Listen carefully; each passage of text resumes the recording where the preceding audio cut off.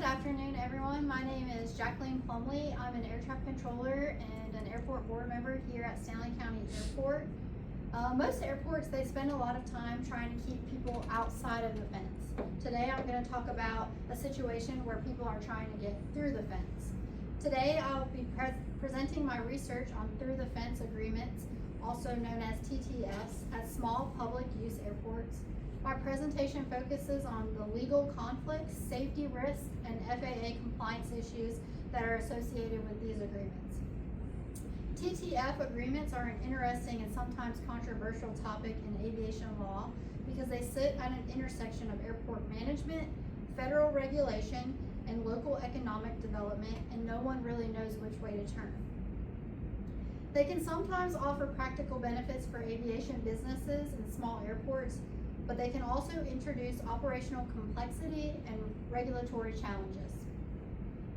In this presentation, I will explain what TTF agreements are and why I use them, and how they interact with FAA regulations such as grant assurances and what safety and liability concerns they may create.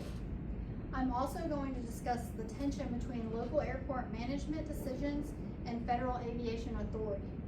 Finally, I will offer policy recommendations and briefly discuss how a biblical worldview relates to responsible aviation leadership and safety management. Next slide, please. To begin, it is important to understand why TTF through the fence agreements even exist at all. These agreements typically develop when aviation businesses or aircraft owners purchase property next to an airport and want direct access to our runways and taxiways. Instead of leasing the land from the airport, these operators build hangars or aviation facilities such as ours here, Inglewood, on adjacent property and connect to the airport through a taxiway, ramp, and an opening through our airport fence. This allows them to operate their aircraft from their private property while still using our airport's infrastructure. For small airports like ours, this arrangement can appear beneficial, and it may attract aviation businesses, support our local economy, as well as allow the airport to expand aviation activity without building additional facilities. However, these agreements also raise significant legal and regulatory questions because airport infrastructure is part of the national airspace system and must comply with federal aviation rules and regulations. Oh, you already hit next slide, thank you. A through the fence agreement is essentially a contract that's between an airport sponsor and a property owner located adjacent to the airport. The agreement allows aircraft based on the private property to access airport movement areas such as our ramps and taxiways, as well as our runways. For example, the aircraft maintenance company that we have located here, Inglewood Aviation, they own the property directly next to our airport, but instead of leasing land inside of our airport boundary, the company built hangars on its own property and connected to our ramp through a gate in the airport fence. While this may appear similar to traditional airport tenants, there is a key difference. Businesses operating on airport property are subject to direct oversight by our airport management. In contrast, through the fence operators are located outside the airport boundary, which can make operational oversight and regulatory compliance more complicated. Next slide, please.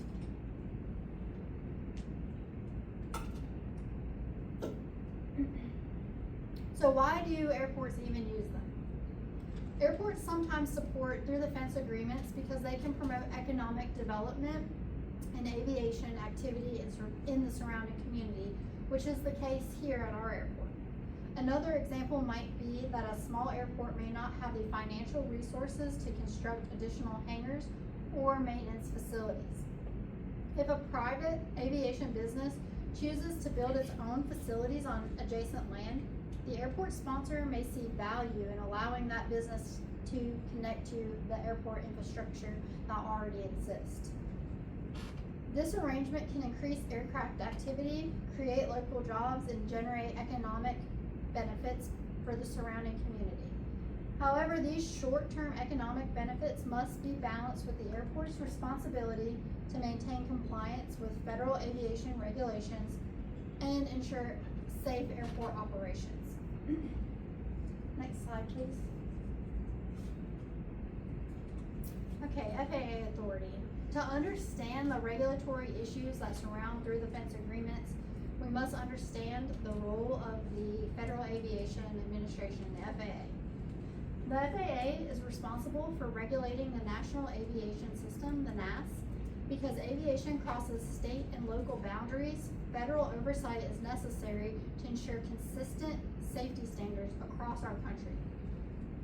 The FAA regulates aircraft certification, pilot licensing, airport operations, and airspace management. Laws such as the FAA Modernization and Reform Act reinforce the federal government's authority to maintain a safe and efficient NAS, National Aviation System. Even though many airports are owned by local governments, they must still comply with FAA regulations when they participate in any type of federal funding programs.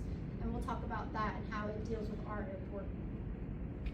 Next slide, please. Grant assurances, and this is a big one. One of the most important regulatory issues related to through the fence agreements involves FAA grant assurances. Airports that receive federal funding through the Airport Improvement Program, just like ours did, must agree to follow a set of contractual obligations called grant assurances. These assurances are designed to ensure that airport facilities remain accessible, safe, and fairly managed. For example, Grant Assurance 22 requires airports to provide access to airport facilities on reasonable and non-discriminatory terms. If a through-the-fence agreement gives special access privileges to certain property owners, it may raise concerns about unfair competition. Another example is Grant Assurance 5, which requires airport sponsors to maintain operational control over airport infrastructure. When aircraft operations occur on private property outside airport boundaries, it might be more difficult for airport management to enforce safety standards. Oh, my slide guy is getting ahead of me. All right, federal preemption. Another important legal concept is federal preemption. Aviation is largely governed at the federal level, which means federal regulations take precedence over state and local rules in many aviation matters. Although local governments often own and operate airports, their policies must still align with federal aviation law. If a local airport policy conflicts with FAA regulations, the federal rules will typically take priority.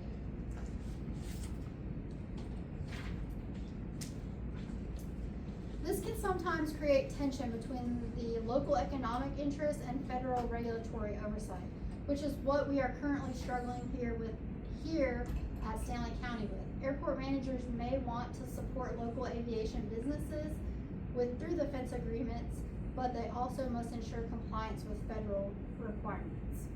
Next slide. Legal challenges. Through-the-fence agreements create several legal challenges because they combine private contracts with federally regulated infrastructure. For example, if a through-the-fence agreement provides operational privileges that other aviation users cannot obtain, it could violate FAA policies regarding fair access to airport facilities. Additionally, even though these agreements are private contracts, they cannot override federal aviation regulations. If the FAA determines that an agreement conflicts with federal requirements, the airport sponsor may be required to modify or even to terminate that agreement. This can lead to legal disputes between airport sponsors and property owners who invested in aviation facilities expecting long-term access to an airport. Next slide, please. Liability. Liability is another important concern. Aviation accidents often involve multiple responsible parties. If an aircraft operating from a TTF facility becomes involved in an accident, investigators must determine who was responsible for maintaining safe operating conditions. For example, if an aircraft were to taxi from private property onto an airport taxiway and collide with another aircraft, the investigation may examine the actions of the pilot, the property owner, and the airport sponsor. Determining liability becomes more complicated when some of the operational activity comes from outside of the airport gates.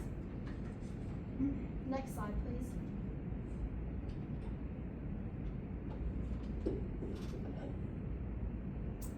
Safety concerns. Safety oversight is one of the most important responsibilities of airport management. Airports are designed with controlled access points to ensure that aircraft entering taxiways and runways follow proper procedures. Through the fence agreements create additional access points that may be more difficult to monitor. For example, aircraft based on private property may enter the taxiway system without airport personnel directly observing the operation. If proper communication procedures are not followed, this could increase the risk of runway incursions or ground collisions. This is something as an air traffic controller I can speak to very closely. Aviation litigation spotlights how complex determining who is responsible for an accident can actually become. A well-known example is the case Stumo versus Boeing following the Boeing 737 MAX accidents. That case involved questions about aircraft design, regulatory oversight, and manufacturer responsibility. Although that case involved aircraft certification rather than airport operations, it actually illustrates how aviation accidents often involve multiple responsible parties and complicated regulatory issues. Similar complexity could occur if an accident involved aircraft operating through the fence access point. Next slide, please. Small airport challenges. Small airports often face additional challenges when managing through the fence agreements. Unlike large commercial airports, small airports may operate with limited budgets, as we are very familiar with here at Stanley County. Small budgets often equals small management teams. Airport managers may be responsible for overseeing operations, maintaining their infrastructure, and ensuring regulatory compliance. Through the fence agreements add another layer of complexity because they require ongoing monitoring, legal oversight, and coordination with federal regulators.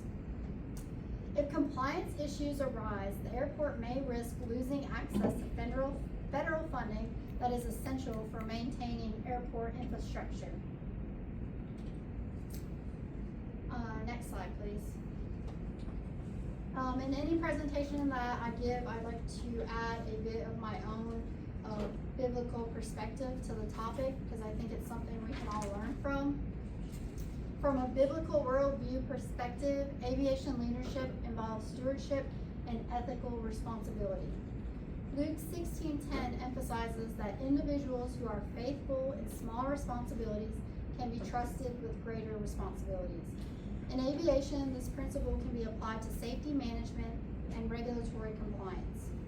Airport sponsors and aviation professionals have a responsibility to prioritize safety and integrity when making operational decisions.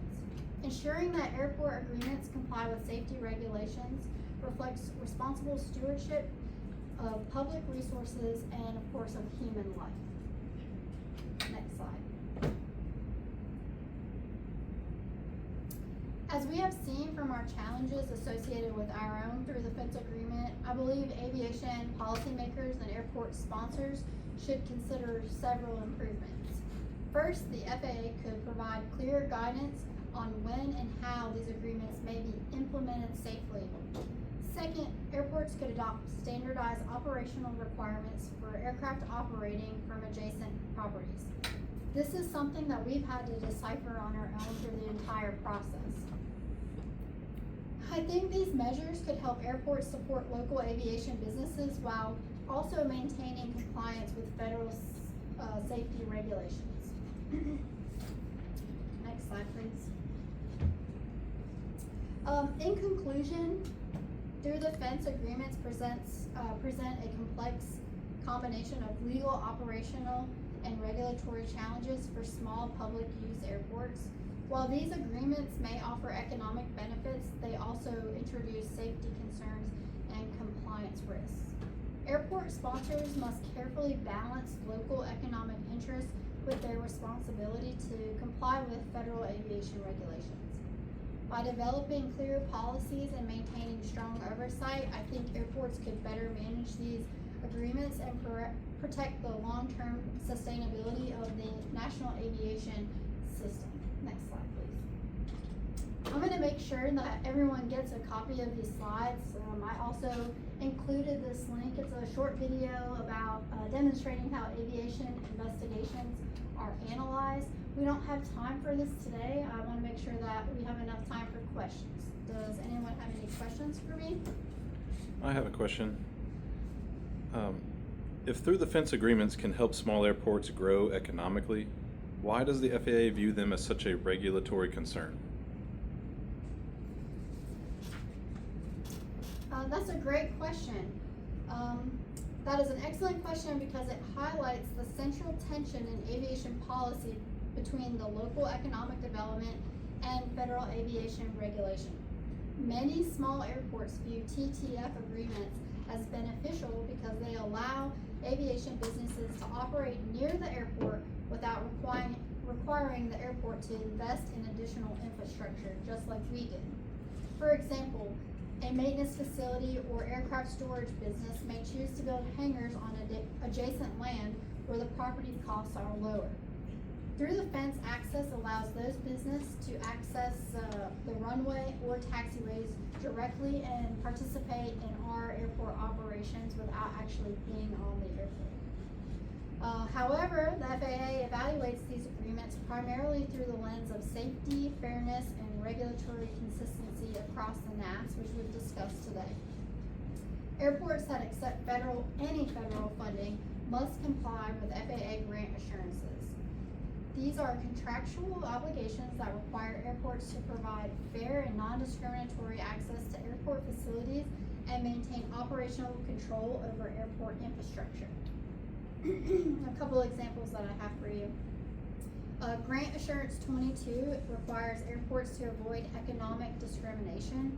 If one aviation business allows access to a runway directly from private property, while another aviation business must lease the property to gain access, the FAA may view that situation as an unfair competitive advantage. In addition, Grant Assurance 5 requires airport sponsors to maintain sufficient control over airport operations. When aircraft are operating from property outside the airport boundary, it becomes more difficult for the airport management to enforce operational procedures and safety standards. Because airports are part of the national aviation system, the FAA must ensure that local arrangements do not create safety risks or undermine federal policy. Therefore, while through the fence agreements may support local economic activity, the FAA evaluates them carefully to ensure that they do not violate grant assurances or compromise safety oversight. Does that answer your question? Yes, thoroughly. Thank you very much. Thank you, everyone. Have a great day.